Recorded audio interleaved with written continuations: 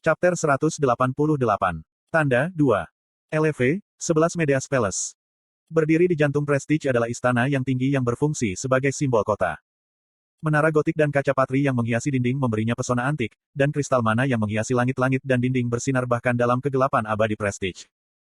Istana mistis ini dibangun dan ditopang hanya dengan kekuatan sihir. Itu adalah simbol kedaulatan Princess Putri yang ditinggalkan, Medea. Aula istana adalah labirin yang hanya bisa dimasuki orang dengan izin Medea, dan dinding istana memiliki meriam ajaib yang dapat menembak jatuh musuh dari luar. Fakta bahwa dia bahkan menambahkan 8 kaki ke istana sehingga dia bisa melarikan diri dengan itu jika perlu menunjukkan betapa dia mencintai tempat itu. Saat ini, Medea dikelilingi oleh para pelayannya yang setia, yang mengikuti setiap keinginannya, dan sedang melihat sebuah meja yang penuh dengan makanan lezat yang datang dari lantai atas menara. Terlepas dari semua ini, dia dalam suasana hati yang buruk. Hanya ada satu hal yang mengganggunya. Petik 1. Seharusnya tidak ada orang di Prestige yang memiliki keterampilan untuk membuat barang seperti itu. Medea teringat kembali pada acara yang diadakannya 4 hari lalu. Jubah yang dikenakan lelaki peringkat pertama yang memperkenalkan dirinya sebagai Buyong. Permukaan jubah itu lembut seperti air yang mengalir dan ukirannya yang indah memancarkan aura yang samar. Aura. Itu adalah aliran kekuatan sihir dan seni yang hanya bisa dilihat oleh mereka yang memiliki mata estetika. Medea bisa melihat aura yang dipancarkan dari jubahnya. Aura itu sangat alami seolah-olah sudah seperti itu sejak pertama kali diciptakan. Petik 1. Siapa yang bisa membuat jubah seperti itu? Medea hanya ingin tahu. Sepengetahuannya, tidak ada orang di Prestige dengan keterampilan seperti itu. Jika ada, dia akan membawa mereka ke istana sejak lama. Itu juga bukan sesuatu yang bisa ditemukan di luar lantai 3. Sebuah peradaban yang bisa menghasilkan kemewahan seperti itu akan berada di lantai yang jauh lebih tinggi daripada Prestige. Mungkinkah? Tiba-tiba, dia memikirkan Hephaestus yang seharusnya bersembunyi di suatu tempat. Tapi dia dengan cepat menggelengkan kepalanya. Pria bodoh itu tidak akan bisa membuat sesuatu yang begitu halus. Adalah kesalahan pandai besi bahwa kurcaci, yang memiliki ketangkasan jauh lebih daripada elf, menghindari kain dan menenun dan hanya berfokus pada emas dan besi. Petik 2. Cih. Semuanya terasa sangat menyedihkan bagi Medea setelah beberapa saat. Semua yang ada di Prestige memang murah. Dia agak penasaran tentang jubah itu tapi itu saja. Itu bukan sesuatu yang ingin dia lakukan. Hanya barang-barang seperti, gelombang biru, dan, lagu kesedihan, yang layak menarik perhatiannya. Rayleigh. Medea berhenti memikirkan jubah itu dan memanggil kepala pelayan tua yang sudah lama bekerja untuknya. Tiba-tiba, sebagian ruangan bergetar dan kepala pelayan tua itu muncul tiba-tiba. Itu adalah teleportasi sederhana yang hanya berfungsi di dalam istana. Ya, Yang Mulia. Kapan konferensi administrator berikutnya? Administrator menara, yang bertanggung jawab atas lantai atau lantai bawah, sering mengadakan pertemuan. Dari sekian banyak administrator, ada yang apatis terhadap semuanya, beberapa cukup baik untuk membantu pemain naik, dan beberapa mencoba yang terbaik untuk mengganggu mereka. Medea adalah tipe yang memanjakan diri sendiri, seorang administrator yang apatis. Dia tidak peduli tentang siapa yang meninggal. Dia hanya ingin fokus pada mengumpulkan poin kinerja dan TP, sehingga dia bisa memanifestasikan dirinya di ranah fenomena. Bagaimanapun, terjebak di dalam menara sialan ini selama sisa hidupnya akan sangat membosankan dan sedih. Pertemuan dijadwalkan 10 hari dari sekarang. Apakah begitu? Medea tersenyum aneh dan menjilat bibirnya. Kalau begitu, mari kita selesaikan satu hal lagi sebelum itu. Masih ada satu hal yang harus dilakukan. Meskipun itu sedikit tugas yang sulit dan tidak sopan, dia tahu itu bukan dia yang akan memikul beban. Bukankah sudah waktunya Prestise mendapatkan matahari? Suara memesona Medea memenuhi istana yang luas. LV, 6 lembah kegelapan yang aneh. Saya memasuki lembah untuk melarikan diri dari pandangan Jin Seyeon. Itu seharusnya ada di sekitar sini. Sulit untuk melihat semua tanah dan biji, tetapi saya akhirnya berhasil menemukan gudang krakon menggunakan mata 1000 mil saya. Itu adalah brankas tertutup rapat, kubik. Sekali lagi saya membukanya dengan mudah menggunakan Mystic Key. Petik 2 tanda tanya petik 2. Tapi hanya ada dokumen di dalamnya. Saya melihat mereka dengan cermat dan menemukan mereka adalah dokumen tanah dan kontrak budak. Sama dengan. Magic Land Dokumen. Sebuah dokumen tanah yang terbuat dari kekuatan sihir. Tinggal kematian pemilik aslinya, kepemilikan dapat ditransfer ke orang lain. Sama dengan. Kontrak budak sihir. Perjanjian budak yang terbuat dari kekuatan sihir. Tinggal kematian pemilik aslinya, kepemilikan dapat ditransfer ke orang lain. Sama dengan. Pertama, saya memasukkan kekuatan ajaib saya ke dokumen tanah. Pemilik, lembah kegelapan, telah diubah menjadi pemain, ekstra 7. Saat ini, ada sekitar 480 kg biji gelap yang terkubur di dalam lembah kegelapan. Petik 2. Oh. Jadi, ada yang seperti ini. Tetapi bahkan jika saya menjadi pemilik tanah, bagaimana saya bisa menggali semua biji hitam ini? Tip, LV, satu player shop menjual, penambang otomatis untuk 800 TP. Terima kasih. Jadi ada sesuatu seperti itu. Ada banyak hal yang tidak saya ketahui. Saya membeli penambang otomatis dari toko pemain. Itu adalah mesin yang terlihat seperti drone. Sama dengan LV, satu penambang otomatis. Sebuah mesin imut yang mencari biji yang terkubur di tambang dan secara otomatis menggali mereka. LV, satu penambangan biji. Berikan hingga 1 kilogram biji per jam. LV, satu mencari biji. Sama dengan. Saya membeli 3 penambang otomatis dan membebaskan mereka. Kemudian, saya mulai mencari Valley of Darkness untuk NPC manusia yang diperbudak. Siapa kamu? Insiden yang tiba-tiba membuat mereka kebingungan. Saya mendekati mereka dengan lembut sehingga mereka tidak akan terkejut, meminta kampung halaman mereka, dan melepaskan belenggu di leher mereka. Ada 16 dari mereka secara total. Mereka semua penghuni prestise resmi. Saya merobek kontrak budak mereka, mengumpulkan biji yang telah mereka gali, dan mengirim mereka kembali ke Prestige. Saya juga mengirim pesan kepada Henry dan Kiri, meminta mereka untuk memperkenalkan budak yang dibebaskan ke Kedrik. Karena Kedrik melewati masa-masa sulit bersama mereka, dia mungkin akan merawat mereka. Terima kasih. Aku tidak akan melupakan kebaikanmu. Kami berdiri di depan prasasti kristal yang memungkinkan seseorang melakukan perjalanan antara lantai 3 dan 4. Saat 16 NPC meneteskan air mata, sebuah jendela sistem muncul. Kamu mengalahkan Krakon, administrator Valley of Darkness, dan menyelamatkan NPC. Subcase selesai. Keinginan para NPC di kamp penjara, pembunuhan eksekutif lembah. Semua statistik Anda meningkat 0,3 poin. Petik 2. Semua statistik dengan 0,3. Saya menganggukkan kepala dengan puas dan bertanya-tanya apa yang harus saya lakukan selanjutnya. Saya tidak ingin bertindak cepat dengan Jin Seyeon yang begitu dekat. Haruskah saya memeriksa lantai 5 sebentar? Dengan hadiah master penembak jitu saya, kepanduan sangat mudah. Saya memanjat gunung, yang sangat umum ditemukan di alam iblis, memfokuskan kekuatan sihir stigma di mata saya, dan melihat sekeliling. Saya bisa melihat seluruh negeri dengan mata saya. Di antara banyak pemain yang berjuang di lantai 5, saya mempelajari tim aliansi yang bergerak bersama. Sekelompok sekitar 50 orang sibuk membahas serangan benteng. 2 guild terbaik, Essence of the Stride, dan Frost Sanctuary, bersiap untuk menyerang LV, 7 Demons Castle nomor 1, bersama dengan Guild Pengadilan Kerajaan Inggris. Di dalam kastil nomor 1 ada sekitar 150 iblis dan 800 mayat hidup. Itu adalah kata-kata Rahel. Dia tampak senang berada di guild atas dan tidak bisa menyembunyikan kegembiraannya. Apakah kamu yakin? Kim Yongjin, pemimpin tim Essence of the Stride, bertanya. Iya nih, elemental angin saya secara pribadi menyelidiki area tersebut. Petik 2. Rahel mengangguk dengan ekspresi serius yang tidak perlu. Sebagai tanggapan, Kim Yongjin tersenyum. Anti-kontraktor roh pasti memiliki nilai taktis yang hebat.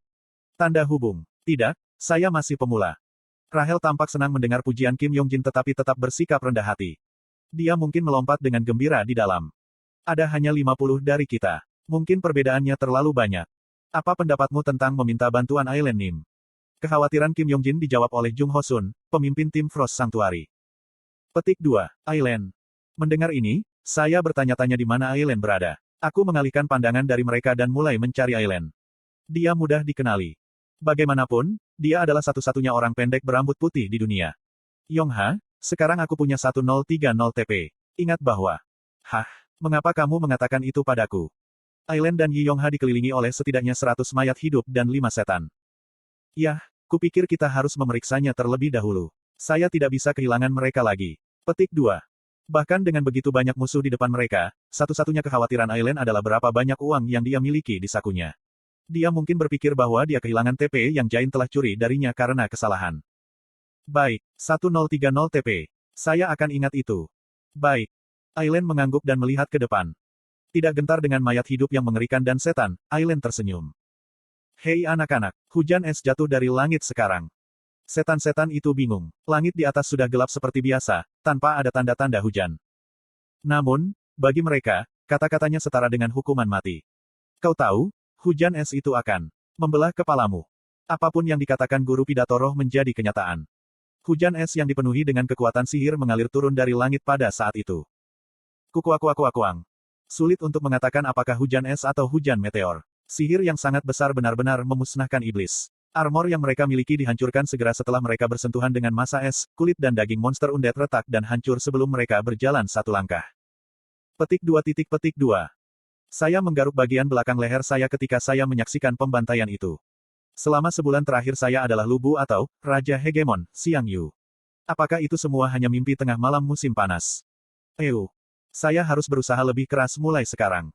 Sekarang saya bisa mendapatkan lebih banyak biji gelap, saya tidak akan kalah dari mereka. Setiap kali saya mendapatkan biji hitam, saya bisa menggunakan sintesis untuk memompresnya menjadi panah saya. Bagaimanapun, itu untuk pengawasan saya. Saya mengeluarkan supercar kurcaci dari inventaris saya dan kembali ke Prestige. LV, 5 Chameleon Tropes Hideout. Saya kembali. Apakah itu kamu, Hajin? Begitu saya melangkah masuk, saya mendengar suara bos datang dari kamar. Aku tersenyum dan menuju kamarnya. Bos sedang berbaring di tempat tidur dengan Orb of Regeneration, saya di satu tangan dan menepuk Spartan dengan yang lain. Bagaimana perasaanmu? Jauh lebih baik. Saya pikir saya akan pulih besok. Bola ini efektif. Petik 2. Itu terdengar baik. Saya duduk di sebelah tempat tidur bos dan membuat sisir dari kekuatan sihir stigma. Dengan itu saya menyisir rambut bos yang berantakan dan mulai berpikir. Chameleon Troupe adalah produk dari ide-ide saya. Saya tidak menulis banyak tentang itu di buku pengaturan, dan semuanya ada di kepala saya. Itu karena saya menderita karena latar belakang seperti apa yang harus ditetapkan. Untuk lebih spesifik, saya sengaja membiarkannya kosong untuk mengisinya dengan pengaturan yang lebih menarik. Tetapi semua penderitaan itu sia-sia, karena saya berhenti menulis novel sebelum Chameleon Troupe dan Kim Suho menjadi setara. Dalam hal waktu, itu harus sekitar 2 atau 3 tahun di masa depan. Saya menyesalinya. Sekarang, ada terlalu banyak hal yang tidak saya ketahui. Hubungan Jin Sahyuk dengan Bell. Hubungan Bell dengan bos. Hubungan bos dengan mantan bos. Seandainya saya tahu ini akan terjadi, saya akan menulis lebih banyak. Yah, mungkin itulah sebabnya saya menjadi penulis yang gagal. Kim Hajin, penulis yang menyedihkan yang bahkan tidak bisa menyelesaikan novelnya sendiri. Senandung rendah datang dari bawah tanganku. Aku melirik dan melihat bos menikmati sisirku dengan mata terpejam. Aku memandangnya dengan tenang. Hanya ada satu cara bagi saya untuk mengetahui apa yang tidak saya ketahui. Saya harus bertanya langsung kepada bos. Hei, bos. Oh, sepertinya Hajin ada di sini. Sebuah suara datang dari pintu masuk. Aku memiringkan kepalaku dan berdiri. Tunggu sebentar. Saya berhenti menyikat rambutnya dan melangkah keluar. Di pintu masuk adalah Jain dan satu orang lainnya. Kapan kamu kembali, Hajin Gelombang? Benar, jadi kali ini kita punya 2 anggota lagi di menara. Anda kenal dia, kan? Petik 2. Jain berbicara lebih dulu. Kemudian, pria yang tampak lembut di sebelah Jain tersenyum padaku. Hei, pemula. Itu adalah Jin Yohan, kursi hijau. Aku balas tersenyum padanya. Ya, halo. Aku terdengar tenang tetapi mulutku bergerak dengan tegang. Anggota vital Chameleon Troupe sudah mulai berkumpul. Perak harus menjadi warna berikutnya yang akan tiba. Apa artinya itu adalah bahwa tidak ada banyak waktu yang tersisa sampai kita bertemu Kim Suho. Aku lelah gelombang. Di sisi lain, Kim Suho telah kembali ke LV, satu pencipta Secret Graces Hideout, setelah meningkatkan statistik dan tingkat keahliannya di lantai 4. Hari ini, ia memiliki lebih banyak tamu daripada biasanya. Di atas teman-temannya yang biasa, Chae Na-yun dan Shin Jong-hak juga mengikutinya kembali. Tempat persembunyian LV, satu berukuran kecil 55 meter persegi dengan demikian menjadi penuh sesak dengan orang-orang. Kamu tidak harus mengikutiku sepanjang jalan kembali. Pokoknya, masuk. Kim Suho menggaruk lehernya saat dia membimbing mereka. Tempat yang sangat kecil. Senyum Shin Jong-hak keluar secara alami. Namun, dia jelas berbeda dari sebelumnya. Meskipun dia masih sedikit kasar, dia tidak keluar dari barisan seperti yang dia lakukan di masa lalu. Apakah dia menjadi dewasa? Kim Suho menyeringai dan menyenggol bahu Shin Jong-hak seperti mereka adalah teman dekat. Kamu gila, apakah Anda baru saja mendorong saya? Petik 2. Shin Jong-hak segera berubah serius. Terkejut, Kim Suho mengeluarkan batuk kering. Berhentilah menjadi sangat berisik. Di sini, ini adalah hadiah baru. Petik 2. Pada saat itu, Chae Na-yun memberikan seikat ramuan kepada Kim Suho. Oh, apa ini? Ramuan dari Riri Shop. Ini bernilai 1000 TP, jadi sebaiknya Anda berterima kasih. Petik 2. 1000 TP. Wow, terima kasih. Hubungi saya jika Anda membutuhkan bantuan. Saya akan segera ke sana. Petik 2. Kim Suho mengambil ramuan itu dengan penuh terima kasih. Melihat kegembiraan seperti anak kecil Kim Suho, Chae Na-yun tersenyum. Duduklah semuanya gelombang, aku akan membuat makan malam gelombang. Vanessa Vermoon pergi ke dapur dan sisanya duduk di dekat meja dapur. Hei, bukankah ini mengingatkanmu akan masa lalu yang indah? Yi Yonghan mulai mengobrol saat dia duduk. Dia mengenang masa lalu. Melihat ke sekeliling wajah-wajah yang familiar di meja, dia berbicara. Kami hanya melewatkan keduanya, Yo Yonha dan Kim Ha-hook. Petik 2. Sebelum Yi Yonghan bisa selesai mengatakan namanya, Kim Suho mencubit sisinya. Namun, sudah terlambat. Ekspresi Chae Nayun berubah masam, dan Kim Suho memelototi Yi Yonghan. Sisiku. Yi Yonghan terlalu sibuk menahan rasa sakitnya untuk merasakan sesuatu yang salah. Kim Suho dengan cepat mengganti topik pembicaraan. Jadi Nayun, bagaimana kabarmu? Saya mendengar Anda terkena kutukan. Petik 2. Oh itu, bagaimana kamu tahu? Saya kira rumor menyebar dengan cepat. Petik 2. Tampaknya Chae Nayun tidak ingin memikirkan hal-hal seperti itu ketika dia tersenyum pahit dan mengabaikan apa yang dikatakan Yi Yonghan. Aku mendengar dari Yi Jiyun. Yi Jiyun. Gadis itu terlalu bermulut terang. Petik 2. Chae Nayun menghela nafas mendengar apa yang dikatakan Kim Suho. Dia sekali lagi menegaskan kembali keyakinannya bahwa Yi Jiyun tidak boleh diberi tahu rahasia apapun. Dia terlalu buruk dalam menyimpan rahasia. Sekarang, semua orang tahu tentang bagaimana dia dikutuk dengan memalukan. Tidak apa-apa sekarang. Seseorang yang saya kenal memperlakukan saya. Petik 2. Oh, siapa? Yi Yonghan bertanya. Aku tidak akan memberitahumu, tapi dia benar-benar terkenal di menara. Chae Nayun membuat wajah sombong. Karena latar belakangnya, Chae Nayun secara alami mengenal banyak orang. Namun, dia hanya memiliki beberapa kenalan yang benar-benar dia percayai. Dengan kejadian ini, Ekstra 7 telah menjadi seorang kenalan yang benar-benar bisa dia percayai. Statusnya telah meningkat setidaknya 2 tingkat di hatinya. Apa nama panggilannya? Ekstra 7. Pemain yang membuat nama untuk dirinya sendiri di tutorial, Ekstra 7. Prestasinya menjadi legenda yang masih diceritakan di komunitas. Petik 2. Gelombang itu orang yang membuat 20000 TP dalam tutorial. Chae Nayun membelalakan matanya pada kalimat Yi Yonghan. Kamu tahu, bagaimana? Dia juga terkenal di luar menara. Anda tidak tahu apa yang terjadi di luar, bukan? Dunia hanya berbicara tentang menara harapan. Saya bahkan tidak melebih-lebihkan. Setiap stasiun berita melaporkan struktur internal menara dan menganalisis tutorial, lantai 2, lantai 3, dan seterusnya. Petik 2. Oh, menarik. Maka rahasiakan aku kenal dia. Kalian tidak seperti Yi Jiyun, kan? Petik 2. Jika Ekstra 7 Hyung Nim akan terganggu, Chae Nayun meminta yang lain untuk menjaga rahasia hubungan mereka. Tentu, tapi bagaimana kamu tahu Ekstra 7? Mendengar pertanyaan Kim Suho, Chae Nayun menjawab dengan senyum percaya diri. Saya sudah lama mengenalnya. Saya pertama kali bertemu dengannya ketika saya masih seorang kadet. Petik 2. Meskipun dia belum pernah bertemu dengannya secara langsung, dia telah berinteraksi dengan dia seperti teman normal. Kembali pada hari itu, mereka telah memainkan pertandingan bersama setidaknya sekali sehari. Petik 2. Oh, hei, bisakah kau memintanya meminjamkan uang padaku? Ada barang yang ingin saya beli. Petik 2. Yi Yonghan bertanya sambil tersenyum. Diam. Chae Nayun memandangnya dengan jijik. Pada saat itu, sistem Windows tiba-tiba muncul di sekitar mereka. Halo semuanya, ini Medea. Wah. Terkejut, Yi Yonghan melompat dari kursinya dan jatuh ke belakang. Ini adalah pertama kalinya dia menghadapi pencarian Medea. Diam, ini sangat penting. Petik 2. Di sisi lain, Chae Nayun dengan cepat menjadi fokus. Terakhir kali, dia gagal berpartisipasi dalam pencarian Medea karena dia sakit.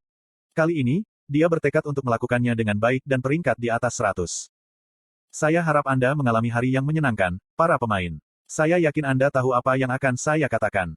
Keindahan menakjubkan Medea dengan cepat menarik perhatian Yi Yonghan yang melarikan diri darinya beberapa saat yang lalu. Sudah waktunya untuk pencarian lain. Medea membuat senyum menyilaukan. Nama pencariannya adalah Sinar Matahari. Ini adalah pencarian yang sangat penting. Itu adalah jenis senyum yang mengeluarkan perasaan menyeramkan karena itu terlalu sempurna.